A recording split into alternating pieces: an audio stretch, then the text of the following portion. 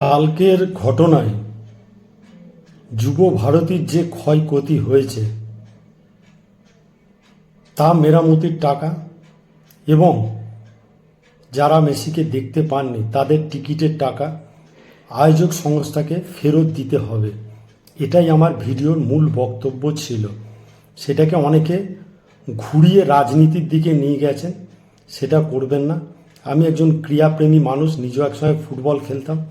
মাঠের এই দুরবস্থা দেখে আমার নিজের খারাপ লেগেছে, তাই জন্য আমি এই ভিডিওটা বানিয়েছিলাম। কোনো রাজনৈতিক দলকে সমর্থন করে আমি কিন্তু ভিডিওটা পোস্ট করিনি। আর আমার মনে হয় সারা পৃথিবীর মেসি থেকে শুরু করে যতজন আছেন ফুটবল খেলোয়াড়, তারা প্রত্যেকেই গোল পোস্টকে সম্মান করে, পুজো করে। তাই এই গোল পোস্টের অবমাননাটা আমার দেখে খুব খারাপ লেগেছিল, তার জন্যও আমি প্রতিবাদ করেছিলাম। আপনি যদি সত্যিই একজন প্রকৃত ফুটবল প্রেমী হয়ে থাকেন, তো আপনার কি মনে হয় গোল পোস্টকে এইভাবে ভাঙা, এইভাবে ছিঁড়ে ফেলা, নেট ওপরে উঠে লাথি মারা, এটা কি ঠিক কাজ করেছে?